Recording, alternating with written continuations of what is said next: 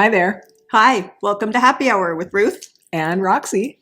Thanks for being here, you guys. I hope you guys are all doing well. We are doing, I'm doing great because Ruth came over to visit me. Yay. So we're here not doing this on Zoom, which is just really great because finding Zoom files on my computer has proven to be somewhat challenging. I know it's here. I saved it to my computer. And then she finds it. I do. I find it. And then she does. So what are we drinking today? What are we drinking today? You brought it. I did bring it. It Because says she doesn't come like unencumbered. When she comes for a visit, she comes bearing all the food she and your street could possibly eat or drink.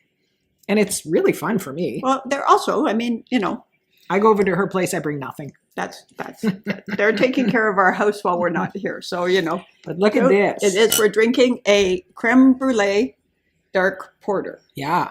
And I when we take a break somewhere, I will find the name of it. Because It's from Salt Spring Island it's Brewery. from Salt Spring Island Brewery. There I we saw go. that. We will put Yeah. a link. So, I, yes. I like that brewery. Oh, Crème Brûlée Vanilla. Vanilla. Yeah, because I can smell it. Mm-hmm. It has, look at that color, you It's guys. beautiful.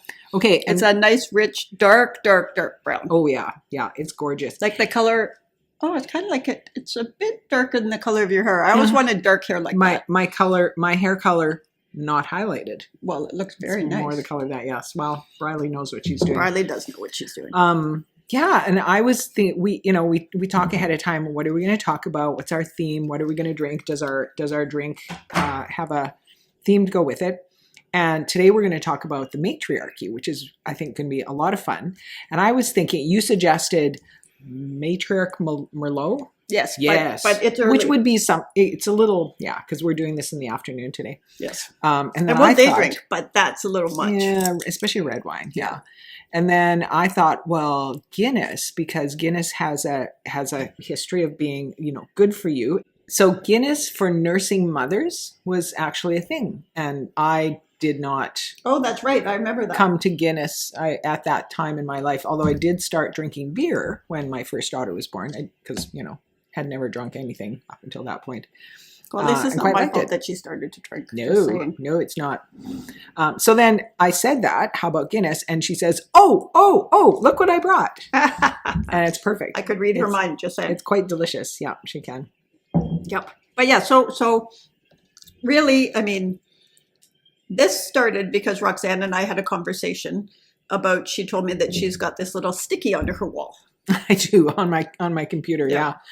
And it says, I am the matriarch. And so I looked up to see who's in TV or in movies, who would be a matriarch in a movie or a television, because That's a we good idea. learn lessons that way, right? Mhm. Like I'm still in the stage of, does culture influence society or does society influence culture? Because Right. I got a whole bunch of opinions on that. But so Sophia Petrello from the Golden Girls, definite matriarch, Yeah. right? Yeah. Claire Huxtable from the back from the Cosby Show. Yeah. The woman in The Sopranos, Carmela Okay. Soprano, Yeah. definitely, right? Yeah. And also Sarah Connor from The Terminator, Oh, right? Or some 100%. of the ones most people would know. Yeah. And when you think about some of the TV shows and stuff like that, or the movies that we've watched, Mhm. it's really interesting to see how those roles, because they were never positioned as the head of the family, and Yeah. yet they were. Yeah. That's Right? right. Oh yeah, that's so interesting. So, yeah. so flipping into sort of your mini epiphany last week. Yeah, that's the head of the family. That's a good segue, because I was I happened to be just in the midst of I was helping out my daughter and my granddaughter with some things. I was helping out my parents who needed they needed a few things because they weren't well, and I was feeling a little bit sorry for myself, or like, why does this all land on me? And I don't resent it. I love helping my family. That's not it. It was more like I wasn't able to just wrap my head around exactly where I sat with all that, mostly because I wasn't quite. And it also felt like a lot. It was a lot, and I wasn't I wasn't sick, but I wasn't quite well either. Yeah. Anyway, so I'm scrolling Facebook one day, and I came across this article by Gabriel Blair, who goes by Design Mom on Instagram, maybe on Facebook too, but I'll put a link to it. And the essay is called "Males Are the Secondary Sex," and in it she talks about the matriarchy in a way that I had never heard it spoken about before. And it's not like I've done a lot of research on this or anything, but somehow it just struck me differently. And I put a little sticky note on my computer that says, I am the matriarch. And to me, what that means is I have a role that is essential, not just to my family, but to our world, our culture, our society. And it's not just me, and it's not just people who've had babies or children. It's any woman. Around 250,000 years, matriarchy was the rule. Right. Among human civilization. And about 10,000 years ago, patriarchy came into being, largely because of religious and political structures. That's the word I was looking for. Stuff is easier. Stuff works. Yeah. And in those 10,000 years, suddenly we have pretty much destroyed the planet. We've got oppressive religion, we've got forced starvation, we've got preventable disease, we've got climate change, we've got pervasive violence, nuclear bombs. That's a lot of progress thanks to patriarchy, right?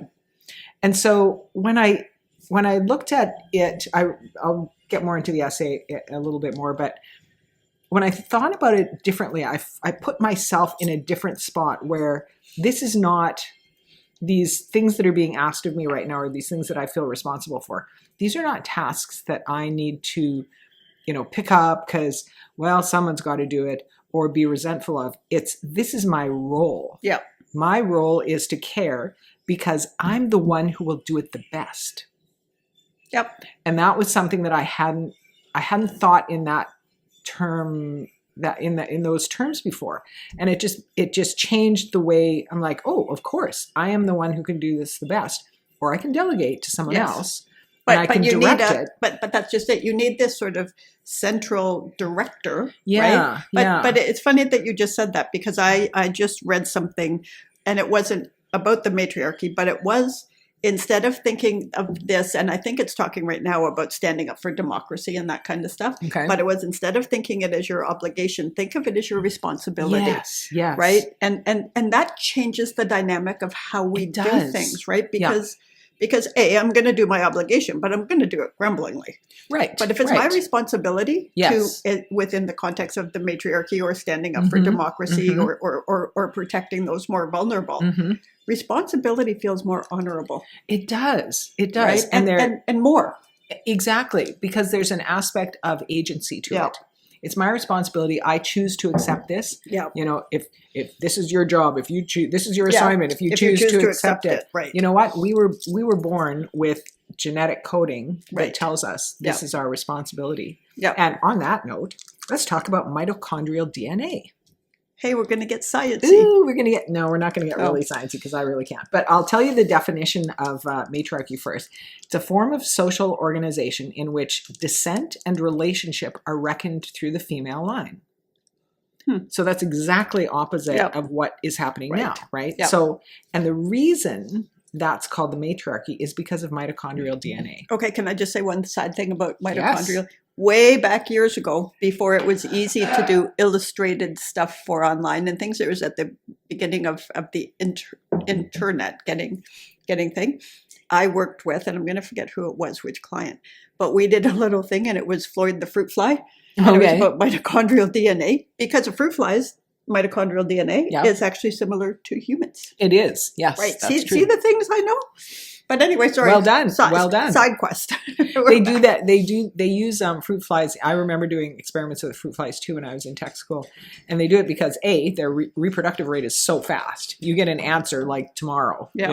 If it worked, and then that was the other one, is their DNA is weirdly similar. But that's just it, and it was really cool. And I think it was probably some like public sector organization that, it wasn't science for it, but like that. Yeah. That was doing it. But it was interesting. But also, I still don't know how you dissect a fruit fly. They're so little. Well, you don't dissect them. What do you do with them? You just count them. You just squish them. Ooh, it's a red one. It's a black one. It's a red one. It's a black one. It has this color something or other. I mean, interesting. I'm going back a lot of decades now. So, but yes, but so it has to do with color. Let's talk about the. Okay, so mitochondrial DNA. So did anyone here read A Wrinkle in Time? Do you remember reading A Wrinkle in Time?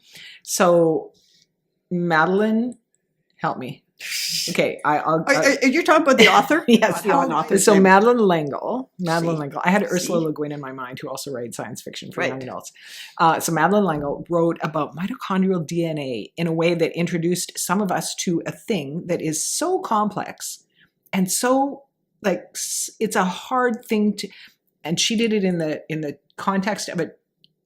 Not a children's story exactly, but a young adult story for sure. Anyway, so that was sort of, some of us had that introduction to The stuff she parts remembers. of this. Yeah. Well, this essay, or one of these essays that I mentioned, references it as well. And mitochondrial DNA is. She's got highlighted notes, I people. do This have is highlighted serious. notes. It passes down unchanged from the mother to the infant, whether it's a girl or a boy. It passes unchanged. Whereas the Y chromosome, which is that's contributed by the father, that gets changed with every generation. You've got and this is, we know this too, that whatever eggs you had at birth were contained in your mother's body when she was in Wow. her mother's body. Wow. So that's the thing about this whole, it's the descent, it's ancestry, and it's the chromosomal continuation of a line that goes through the female line. It doesn't go through the male line. So let me, being the non-sciencey person, so when you think of things like generational trauma, Mhm. let's say, Mhm. or there's that sort of, I don't know what you would call it, spiritual memory. Yeah. You know what Yeah. I mean? Like those Yeah. kind of things. So if you believe that that's a part of your DNA, because Yeah. there's things we know, right, that we shouldn't know. Mhm. Like you're born knowing a snake isn't necessarily good. Like, don't touch Right, it. Right. right. You know what I mean? It doesn't mean you've heard somebody say don't do it. It's just Right. the first glance. It's like, I Right. don't know about this, man. Yeah, your lizard brain Right. Yeah. recognizes that. But so is that, does that come from that, or is that That's really interesting. Yeah, I don't know. About we're going to that. find out? Yeah, but that's a really interesting idea. But because I do know, like, generational trauma is often it's oral history that's passed, and it's how Right. people act and that kind of stuff. Right. But I also Yeah. wonder if there's more to it. If something has skipped 3 or 4 generations, but then I hear that my great grandmother, Mhm. was thrown Right, in a but- gulag. yeah, or or fought for the vote, right, or something, Yeah. and it's like, Yeah, right? Like, Yeah. I'm going to look into that more, because that's interesting. To sort of brings together it that is. those sides of it. But sorry. Well, it is because you look at generational trauma. We think of it sort of as an emotional, psychological Yeah. kind of thing. But when you think of that idea that the egg that provides half of your genetic Yeah. material was in your mother, was in Yeah. your grandmother. Yeah. That's physical. Like Yeah. that's not just emotional and psychological, that's physical. Yeah. Right. So of course it's passing down. And then for those of us in, the last 10,000 years living under patriarchy, where many women have Just for the been, record, I haven't been living under it for 10,000 years. I've been living under it for 21 years, just saying. That's right. Yes. But so we've got some, whether it's us directly or whether it's historical, there will be some form of a memory of oppression, right? That has, and does that memory become stronger when it's got an actual physical cellular Right. level component to it? I don't know. Right. We're going to find out more. We're Yeah. going to find Yeah. somebody to talk to us about it. So let me tell you a little more about this particular essay that I just loved. So in nature, matriarchy is the rule. And some of us know this, right? We know that the king of the jungle is not actually the king of the jungle. We know that the lionesses do Yep. the majority of the work. Yep. The king is there, the lion is there to provide sperm. Yep.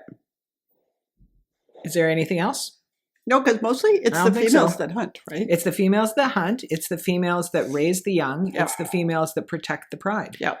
So what she's arguing here, and she's not the only one to argue it, but she's saying that males are not human males. I mean, back to nature, the bees. Yep. We've got a queen, and we've got a bunch of drones, And the and we've got workers, workers, right? And the drones, when they provide the food and the sex to make more eggs, They're I mean, done. I'm fudging the science here, Yep. but they're done. And So we're talking about something that in humanity, it's been the majority, except for the last 10,000 years. And in nature, it's by far. There's a story here, somebody who talks about he's a goat farmer. And he talks about raising his dairy goats and how if there's a mean goat in the herd, it's usually a billy goat, but that mean goat will start to bully the other ones, right? Keep them away from. And so is a billy goat a boy? Billy goat is male. Okay. Yeah. See, I say boy, she says male. Like, so you see who's science and who's not science, right? But that male goat might, not all of them will do this, but he might start keeping the others away from the food. He might start guarding the resources. He might start bullying just because he can. And this farmer recounts really awful injuries because, they have horns, so they're dangerous. And they can be assholes. They can be assholes. So what happens in the herd is, this is his observation. It's an anecdotal report here, but he said the goat herd started to decline because birth rates went lower. The other goats, not just females, but the other ones that were not dominant, right? Non-dominant ones, they wouldn't get as much to eat. Right. They might be hurt. They were anxious. They were constantly looking anxious, watching, hypervigilance, right? Birth rates went down. The survival of those that did be born went down. Milk levels. So if somebody's raising dairy goats, which is him, you want that milk. Milk levels went down. And then they got rid of the aggressive billy goat. And immediately the herd improved their health. Okay, I have two things here. Mm-hmm. One is, end stage capitalism, the bullies and the hoarders and the greedies, it certainly sounds like there's a little thing there that, is we're living in. And the other side is, I was in way long time ago, I'm talking 20 years ago, I was in the southern US somewhere, like we were in Nashville and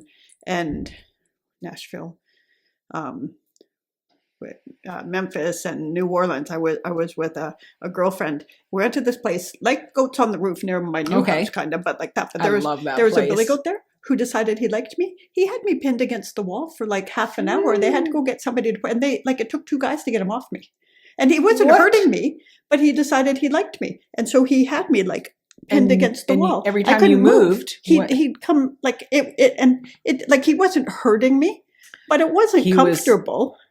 Dominating you. Yeah. Whoa. I couldn't go. So they had to go get the handlers, and they're like, every once in a while he just falls in love and he does this. And it's like, that didn't feel like love, man. Yeah. But so I can see how they would, because they're strong little guys. Oh, they're strong. Yeah. And they're extremely agile. Well, I was going to say, like I would, because I've gotten myself out of some bar fixes in my day, and it was like I can't move. You never had an obsessive billy goat after you before, though, right? But it does sort of sound like goals. I know, right? But it feels like late stage capitalism is exactly it. There's the bullies, and they're screwing everybody else over, and people are having fewer babies, right? I see, Miss Grammar person. I said fewer, not less. You did. Well done. Right? That's it, Barb Brighton. Anyway, my editor at Maclean's. But it's one of those things. So when you hear that, and that's from the natural world, right? Like it's fascinating, and you can see it even in if you're in a community or you're in a workplace. Yeah, you see the same responses to that kind of behavior. Exactly. Right. Exactly. And although I have to admit, I guess I've had enough.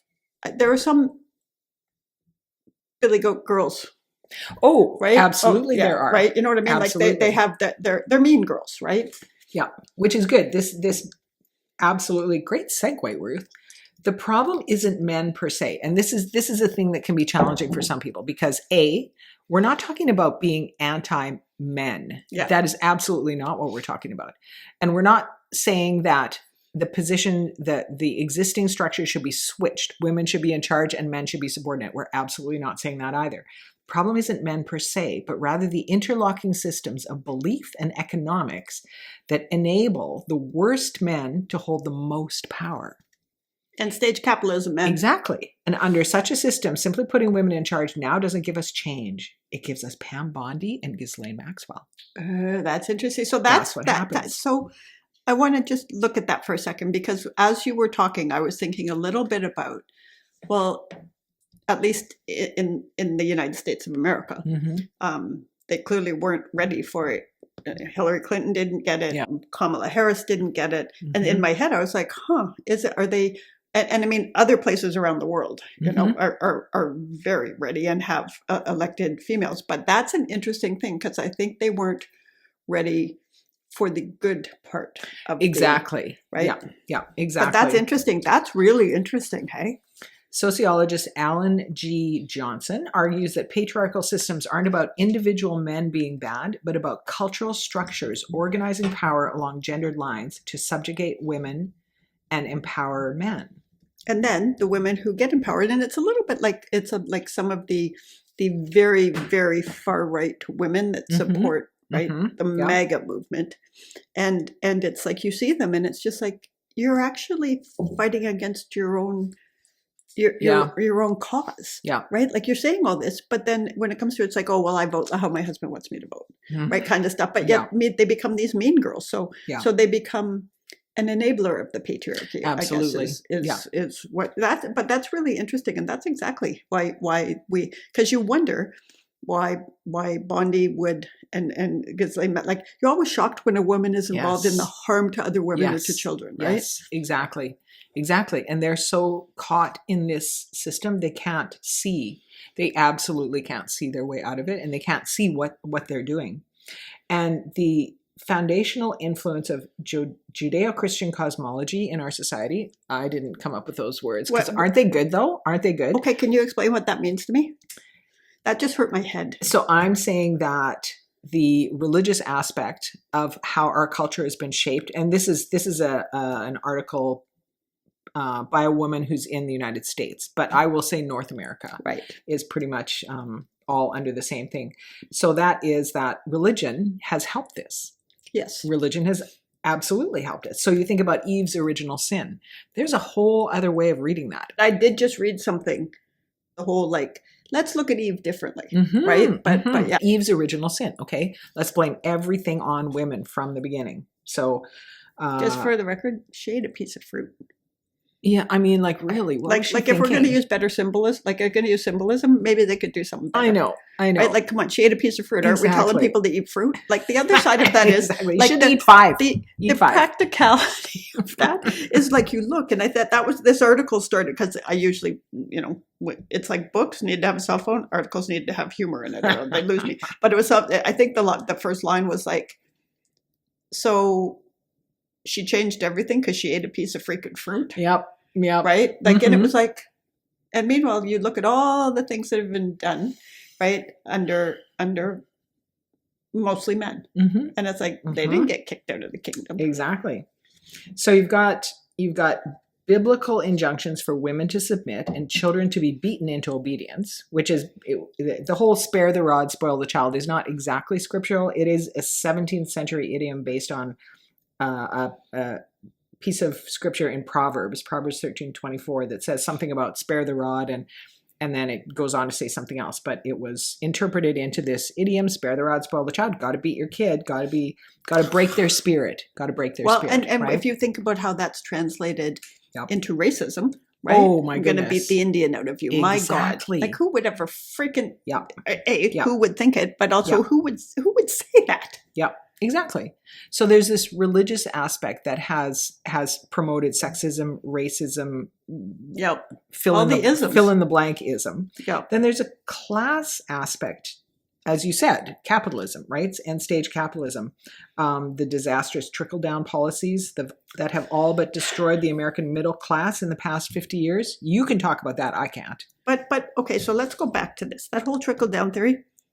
It's a bunch of bullshit, and everybody like. As Roxanne and her husband Ray can attest, numbers are not my thing, man.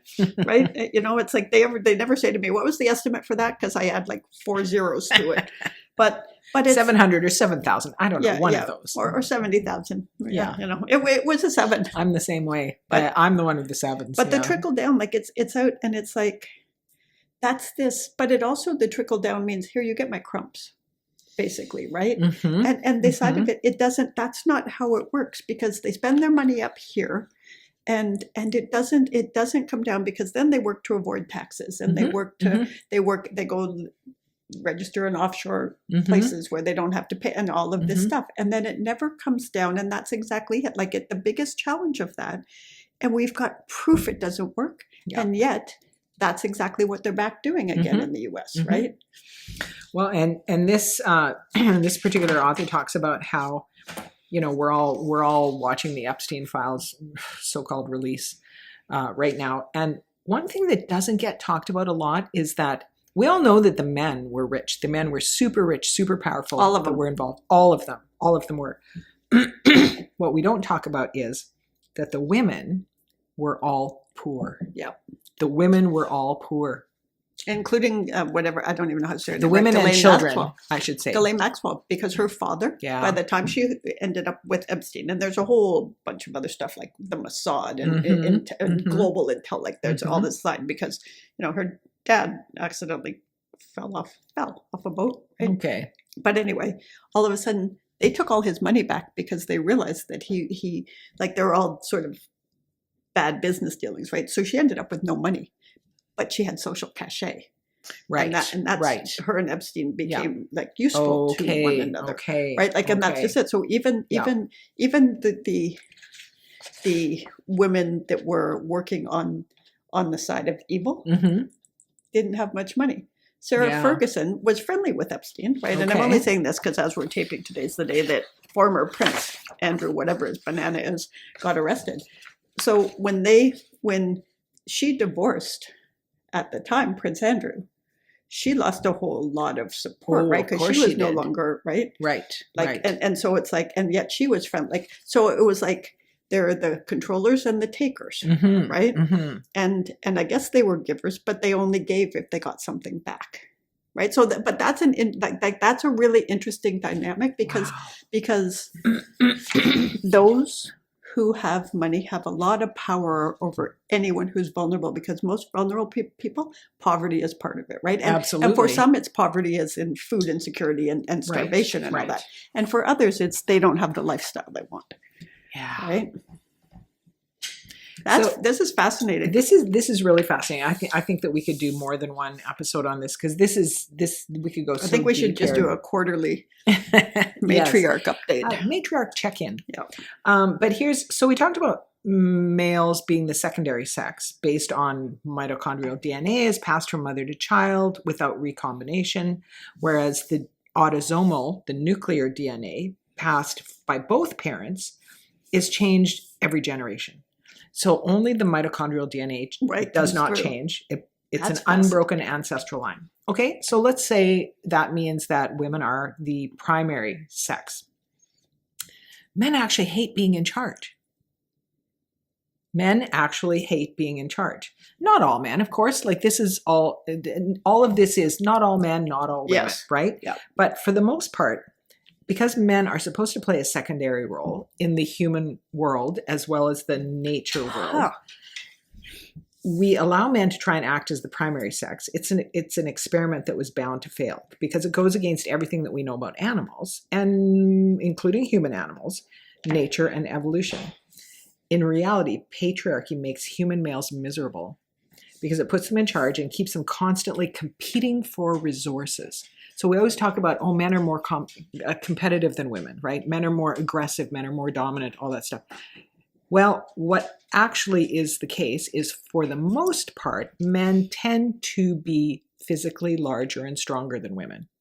That's really it. That's really it. They, for the most part, have a tendency to be larger and stronger. So what are they good for? They're good for getting resources. They're good for the hunting and gathering. They're going out and getting this stuff. And they're good for going into the military, where you are given orders that you can follow comfortably, right? They're not supposed to be in charge. And the majority hate being in charge. That would be interesting. I'm going to start like a little, in PR, we call them grandma polls. Yeah. Where it's like you just ask people you're talking to. Yeah. Right. But because, so let's go back to it. And I'm glad you're using the word sex and not gender. Yeah. Right. Because that's very different. Yeah. So if you think about, because there are lots of genders, Yeah. lots of sex. Like I'm trying to think of what's the problem? Like, because I'm just wondering, so what if we get into this wide scope of what gender is, right? And so does it change if perhaps you have more Y chromosomes? You know what I mean? Because I think if I looked at a chart and there's You only have one, unless one. there's a Right. Oh, okay. serious genetic disorder. So if you look at the sort of gender chart that always comes out where it says in actual fact it's not X, XX and Y, right? It can right. So how does that work then for those who perhaps lean a little bit more to the feminine side? Right. Like genetically. Yeah. Right. Okay. So we're talking, I mean, genetics, you're either XX or you're XY. Okay. Unless you have a relatively rare genetic disorder where you're like XXY, or maybe there's an X. Right. I can't remember all of it. Okay. But then what you're talking about are these hormonal activated attributes, right? Where maybe secondary sex characteristics come out differently because you don't have. So it's like somebody who is born male and female.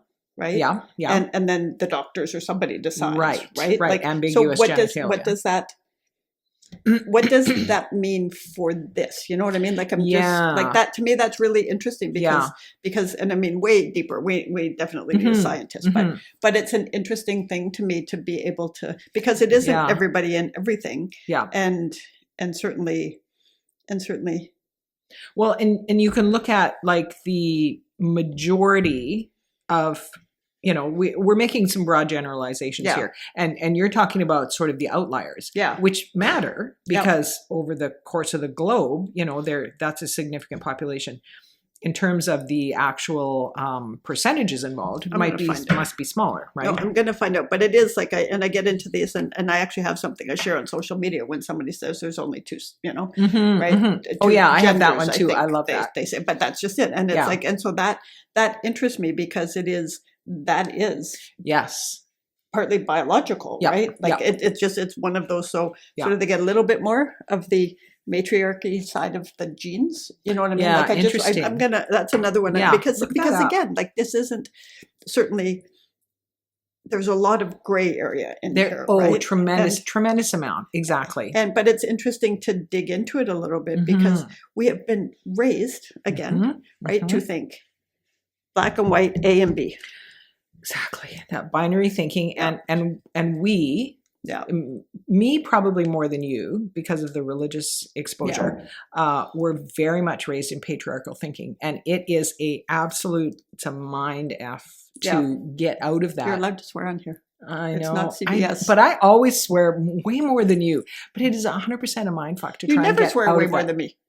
You think you don't? Okay, oh, you guys now we got a competition here. Who's the swearer around here? Because if I'm doing anything about social media, it's always like, and there's some cussing, mostly me. Anyway, but it is, but that's just it, right? Like it's like, it feels like this, probably the last decade. But for me, even more in the last year, because it feels like with the Epstein files coming out and all this stuff, and even this is like, it's flipping everything I thought I knew on its head. Yes. Right? Like it's the world is, and not all of it is bad, but what you're starting to recognize, we're starting to recognize that the way it's been set up and positioned, and the stuff we learned, like I have to be very careful of unconscious biases. You know what I mean? But how can you? They're unconscious. That's just it. I'm a bit vigilant. So if a thought comes in my head, and it's a negative thought, I guess. But I also worked really hard to lift my baseline from negative to positive. Okay. But it's like a thought comes in my head and I make a crappy little judgy thing that if you said it out loud, I'd be like, what? Right. If it comes in my head, it's like, what? Right? And then you go, I don't actually think that's true. So why did I think it? Right? And I have I have a very, very rich and vivid internal life. I was looking for the words for it, and it was like insane. But it's one of those where it's like, it's really interesting the things we were taught. Now I did grow up a bit different.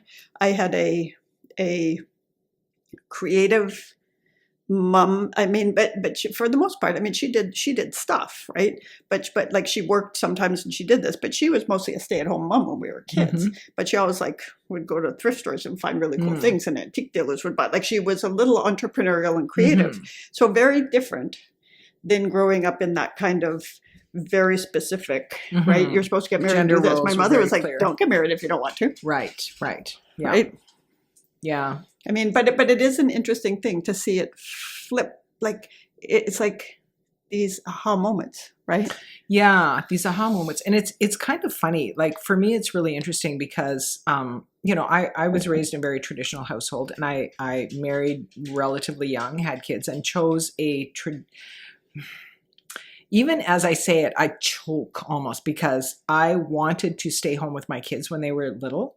And I was very, very adamant that so there's layers to this, right? Because I sort of learned that the world is untrustworthy. So I had a lot of trust issues with people that I didn't know, but I also had trust issues with people that I did know.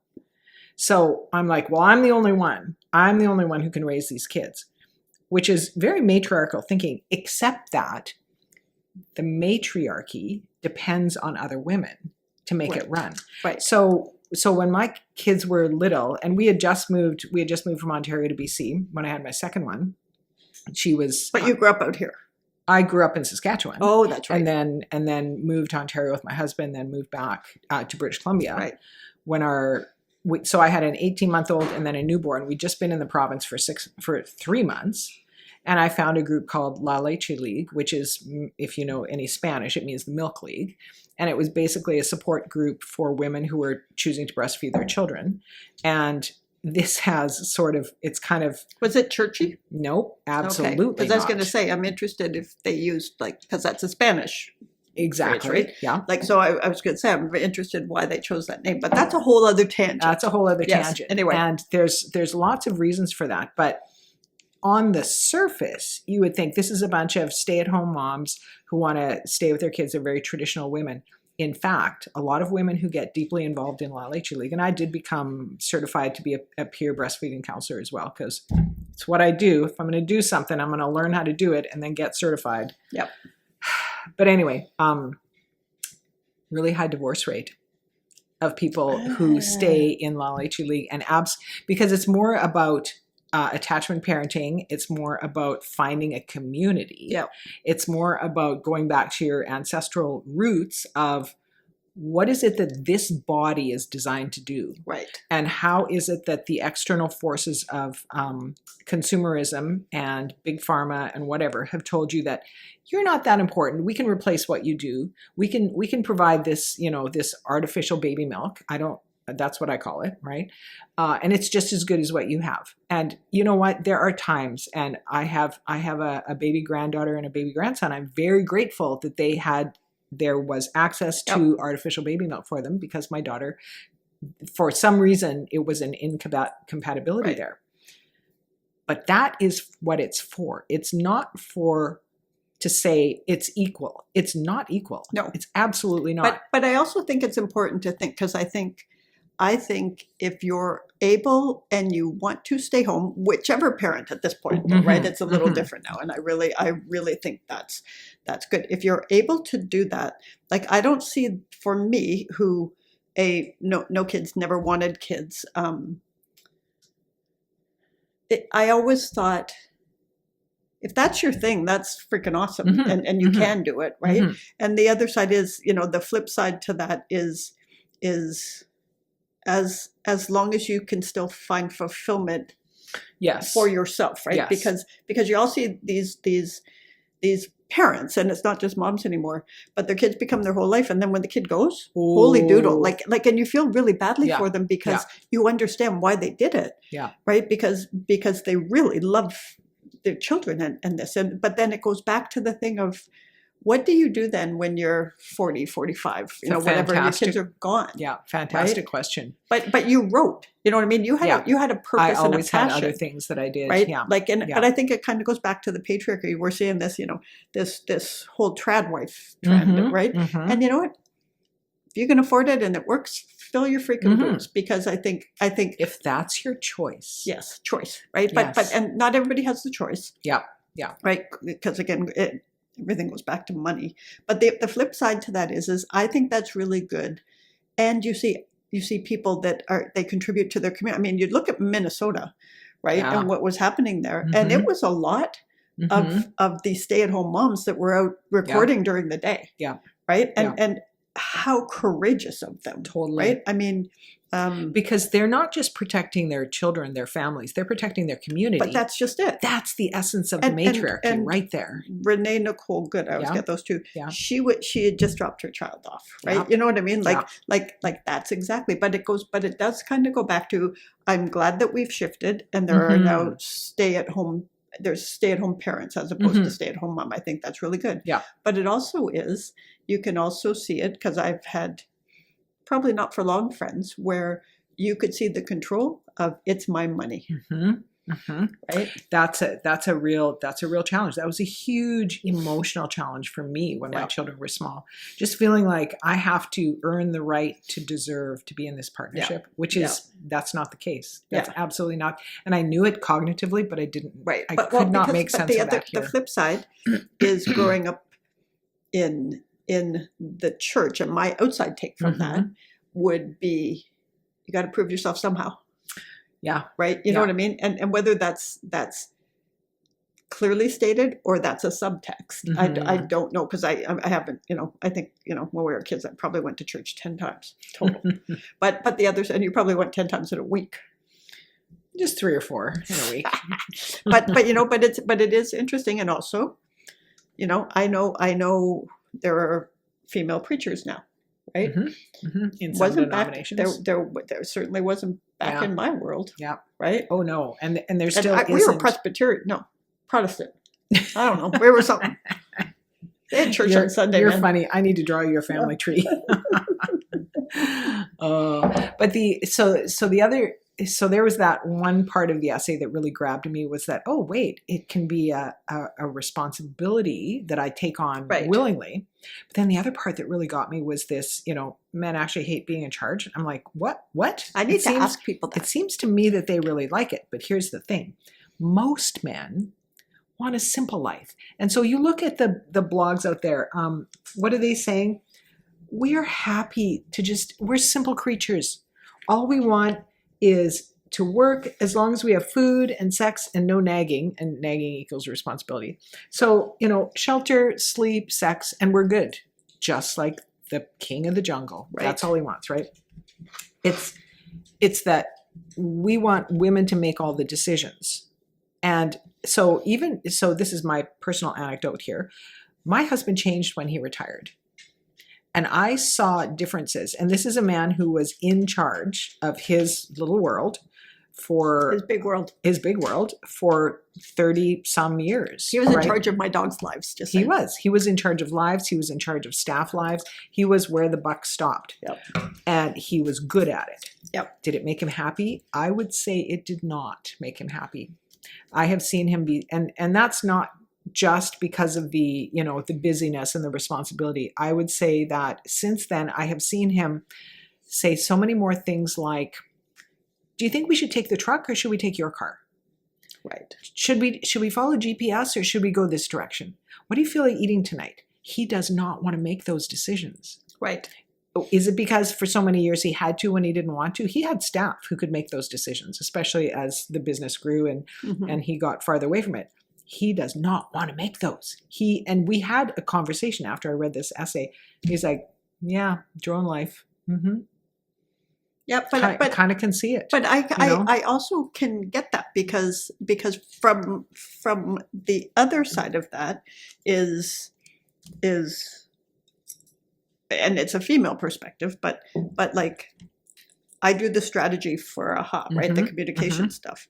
And at the end of the day, when it's over, if somebody says to me, do you want to do this or this? It's like, I don't know. Decision fatigue. Yeah. Like, and You're it's done. like, so I can see it because mine is, I don't always have to make decisions because you write a plan, you do the things, you have these conversations with the client, and then you go away and you do things over here, right? You write a bunch of crap, right? But it's like, imagine all of the time that everybody's looking to you. Yes. Like for me, it's exhausting. And Yes. and Paul and I are pretty equal, except for what we're having for dinner. Because if he'd have beans or craft dinner, right? But beans are delicious. beans and toast. Ooh. No, like beans But from a not can. beans on toast. No, beans he has and toast. Let me think about that. Yeah, I think he has beans and toast. Yeah, because maybe you dip the corner just a little bit into the sauce. Delicious, but on it, no, then it gets soggy. Okay, Gross. it's like canned spaghetti. I like canned spaghetti on Gross. toast. No, Yeah, I know. I put That's it up not one food. time on my Facebook page, No. and people are like, "What the hell, man? Not What are food. you eating?" Not food, man. Okay, so let's talk a little bit about patriarchy makes no sense. So here's Hang on, like duh. I know. So here's one. This is going to make you awkward, and Okay. I am looking forward to it.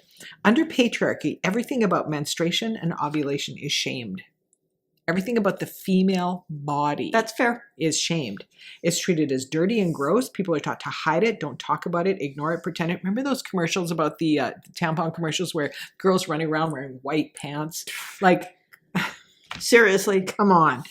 I mean that ship has sailed, and I still can't wear white pants, like because gravy right away. Exactly. People are often excluded from social activities. And for some women, it's the whole, like, my uterus is falling out of me. I have a gallon of blood coming out. I can't leave the house. Or it hurts. Right? Or it hurts and all this, cramps. And bladder infections. And I've got bladder infections all the time, right? Like, can I just like close it off? Close it off. We're done here. And maybe I don't know, maybe things will all get better. I have to cut all this out, don't I? No, I like this. It's God. good. But also, let's go back to that.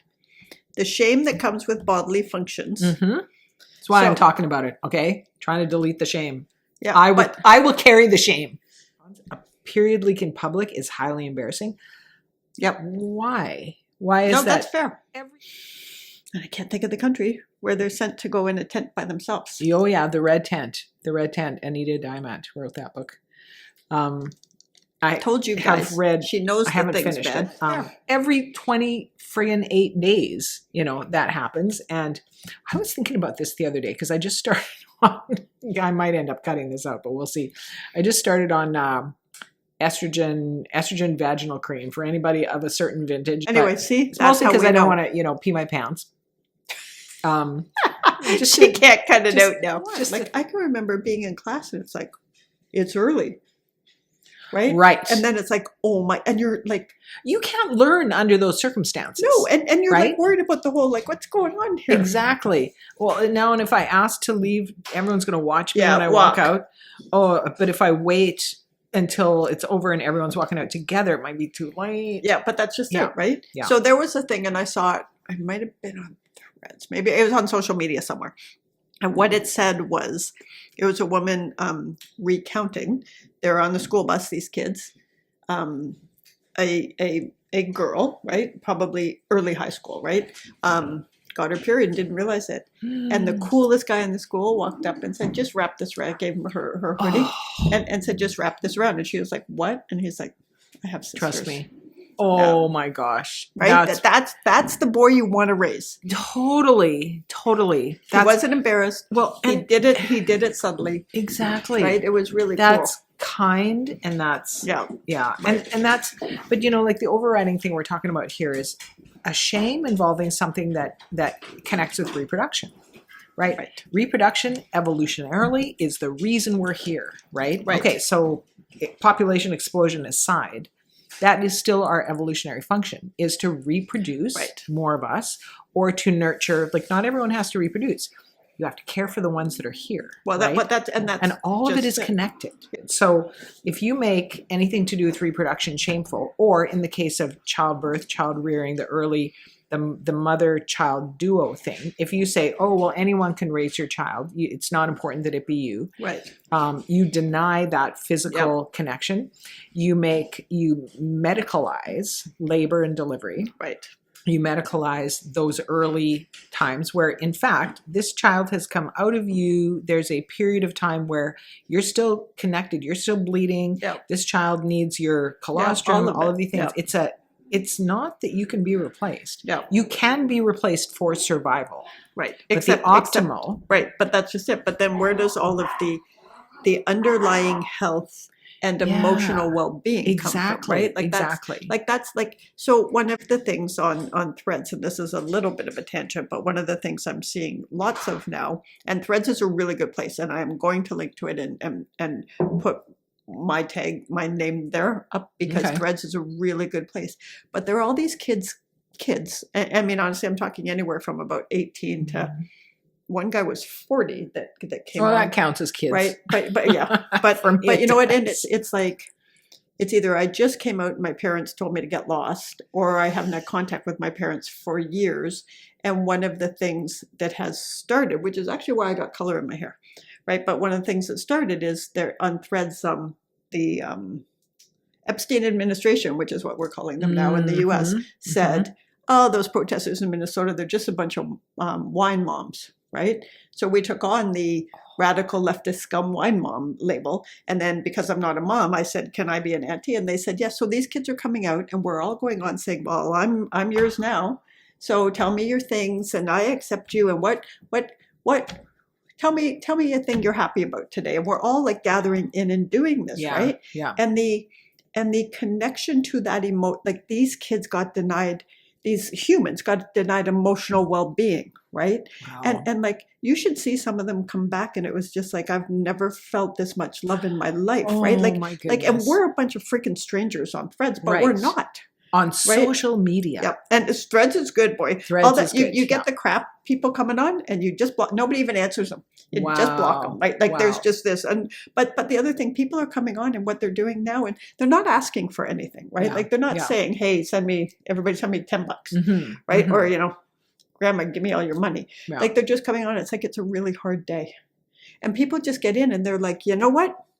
Tell me one good thing about today. Or you know what? If it's too private, you can DM me and I'll talk to you. Wow. Or you know what? DM me and I'll give you my phone number. Oh. Right? Like there is such a thing there. And you can see this emotional gap. Like it's an emotional desert for some of these people. They've never, like people honestly are coming on and saying, I come here every morning because somebody gives a shit whether I show up or not. Oh my goodness. Right? So look at the need out there. And so look at the need of, if you don't get to do the things that are natural to do to raise children, if you don't have the tools, if you're living within these parameters, all of which has come to us courtesy of the patriarchy, right? But please go to Threads and be kind to people. Oh, 100%. Yeah.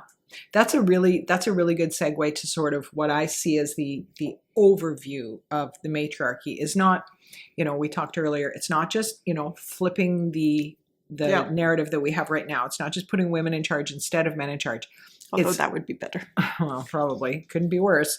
But it's the idea that most women, I think, in a patriarchal society would not be looking for leadership by one person. No. They would be looking for leadership that is it's consensus and collaborative. Building.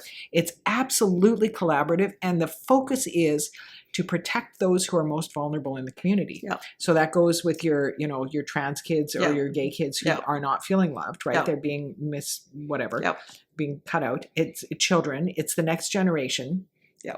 And it's not about strength and domination and overpowering and resource guarding. It's about resource sharing. Yep. It's about, now it may be brutal in some ways because maybe that means that if we don't have enough food, someone has to be sacrificed. Yep. I'm talking in hypothetical situations here, and maybe this is ancient stuff, but perhaps in a society, if we're going back, maybe I'm going to write one of these in a book one day, a fantastical one where maybe if they're throwing people into a volcano, it's because they don't have enough food to maintain the culture that they have, the community that they have. And in order to save the community, they need to sacrifice the greater good. The greater good. But let's talk about that in today's terms, because it's really funny, because again, on Threads, we had a big conversation about because Trump's targeting Canada. Like it doesn't matter. Oh, yeah. They're also putting, if you look, they're putting ICE at a lot of border cities, right? They're putting military people at a lot of border cities. If you look past the terror that they're causing. Really? It's border cities. Now, most border cities are border Democratic. with Canada too? Yeah. Right. So but to be fair, most border cities are Democratic. So that's part of it. But the other side is thinking ahead. And we got into a conversation. And on Threads, it's a bit different. You're not in like specific groups, but you can see specific. If somebody that you follow likes something or says something, you're in it. Yeah. And we started having this big conversation about. So what if Trump comes for Canada? Mm-hmm. And what started to happen that made me feel really good is there were a bunch of people, mostly women, but some men, over 60 who said, no kids going to the front line before I go, right? Because they still have their life to live. And also they were coming out saying, right, goosies. Yes, right? Absolutely. But you know what I mean? And so I was right in there. It's like, I'm in, what month is this? I think in March or April, I'm taking shooting lessons. Are you? I'm going to get a gun. What? Oh my gosh. This is a whole episode coming up. It is. But because I'm a little over 21. And if there's going to am a little over 21. if there's going to be a freaking war, the kids aren't going. Yeah. Yeah. Right? We're not doing that. Like the thing is, and I get it, they'll want to because they're, full of energy and stuff. Yeah. But we're smarter. Back when I was in school, I was pretty good because you go to these field trips, right? And you'd shoot a gun. I was really good with archery too.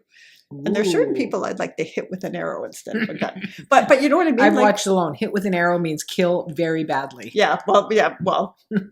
Like I wouldn't do it to I wouldn't ever do it to an animal. But it was really interesting because we send our young people to war and we shouldn't be, right? And I think it goes back to the patriarchy is I rule all of you. Whereas no mother wants to send their child, their godchild, their friend's child to war. Males as the secondary sex are unfit for most leadership. Because of this, under patriarchy, which puts men in charge, violence thrives. Yep. Violent people are not removed or rehabilitated. Okay, so they're just like out, right? I saw my husband Ray and I are watching The Pit. Okay, medical drama. We're also watching. Okay, this is like a weird. Noah Wiley, is that his real name? Yes, that's his real name. Wiley. I don't know. Why is Wiley? Yeah, Wiley. Okay, I thought it was maybe his character name. So he starred in the first ER. Yeah. I don't know if he was intended to be the star, but he certainly became the star. We are watching ER over again. I love it. We're watching an episode of ER, and we'll watch like a few, per week. And then once a week, we get to watch an episode of The Pit. Awesome. So there's a charge nurse in The Pit. Here's the scenario. When I saw this happen, I went, oh, there it is. That's the matriarchy in action. So she's, the charge nurse. She's in charge of what's happening. Someone comes in, trauma 1, trauma 2. Oh, you got a motorcycle accident coming in here. She organizes everything. But she's also, in this episode, she's helping a young nursing student. She's doing a practicum and she's just entered the ER. And so she's kind of showing her around. And they're walking down the hallway and they've got like patients lined up against the wall, no beds for them. And this guy reaches out and he grabs the young girl's hand. And he's like, I've been waiting for hours. Like, can you get me something to eat? Can you tell me when I'm going to see a doctor? Can you you got to get me, he's really aggressive. And she's just a young, you can just see her early 20s maybe. And her eyes get all big. And the charge nurse turns around and she grabs the sign off the wall that says no violence will be tolerated in the ER. And she grabs that sign, rips it off the wall, and then she rips his hand off her arm and she shoves the sign in his face. And she's like, and she uses this voice. Right? She's like, you knock that shit off right now. We do not tolerate violence. You will not talk to my staff this way. Absolutely not. Period. End of sentence. And she's in his face like that.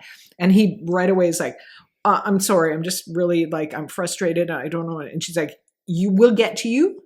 You keep your place. You shut up and you sit down. Sit down and shut up. But it's so protective, and that's the essence of the matriarchy that I see. That's exactly right. It's the protection of it. Yeah, it's who needs to be protected, what is for the good of everyone. That is not the patriarchy. The patriarchy does not see the good of everyone. It's competition. It sees the good of one, and then a few, and then underneath it, all that. Well, look at honestly the Epstein administration in the U.S. That's exactly it. And look at who they have in power, right? Exactly. To me, who they have in power, which is a perfect example of of late end capitalism and the failure of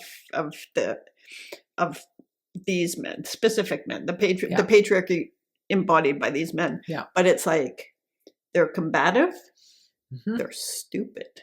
Like I'm telling you, I don't know anything, and I could run the department. Yeah, Defense. Defense. It was supposed to be defense. That's right. But better than any of them, because there is no empathy or compassion in any of them, right? Yeah.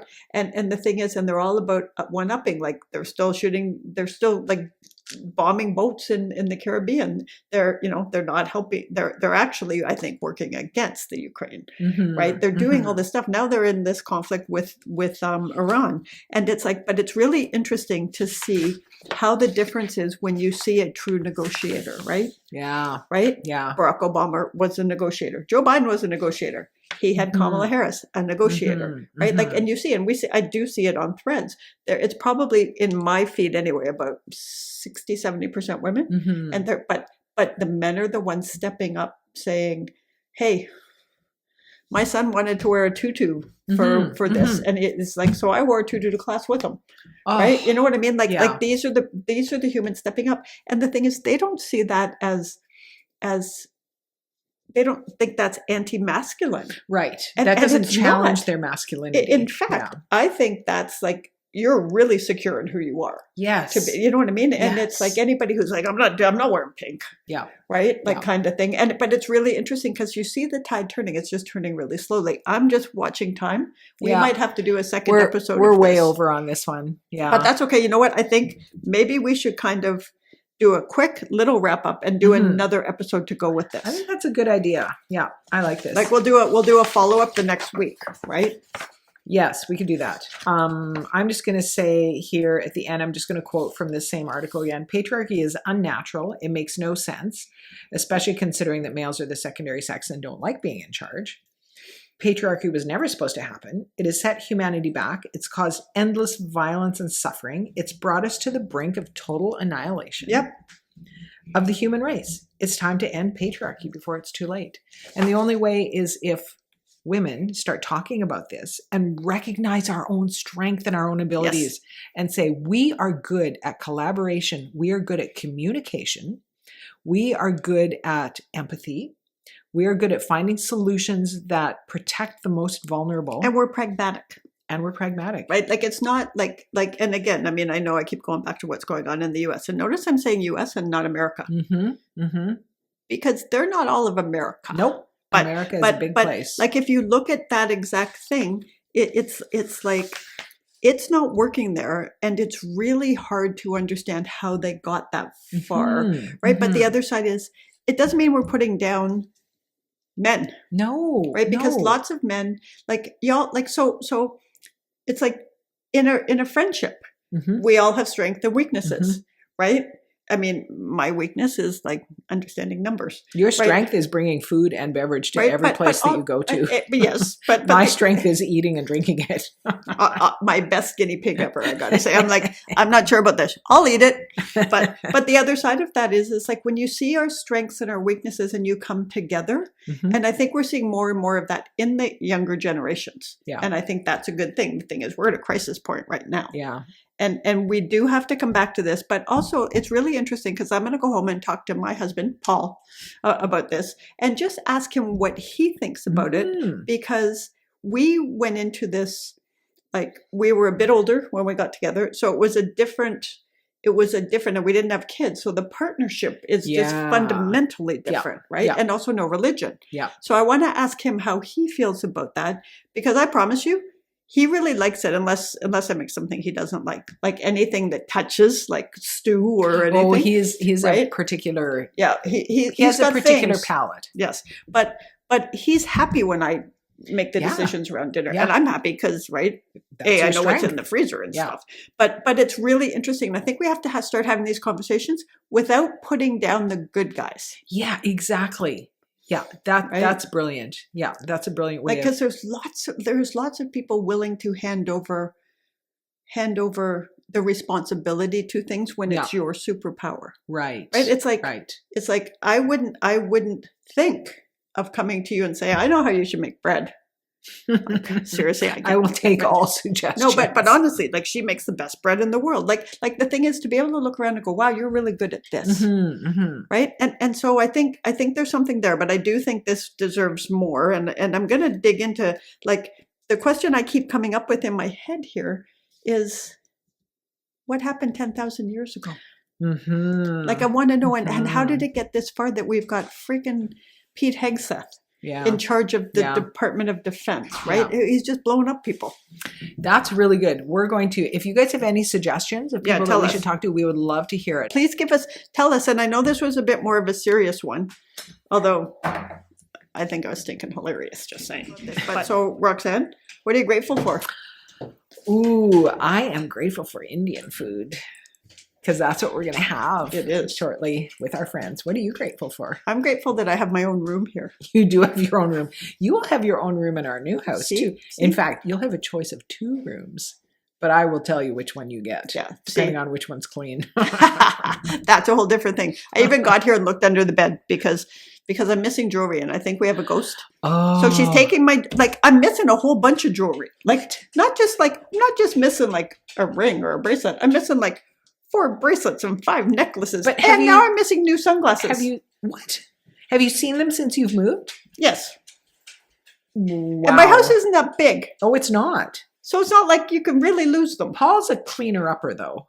Yeah, I've looked in every drawer. I even made him go into the little crawl space, which is truly a crawl space, right? And open suitcases.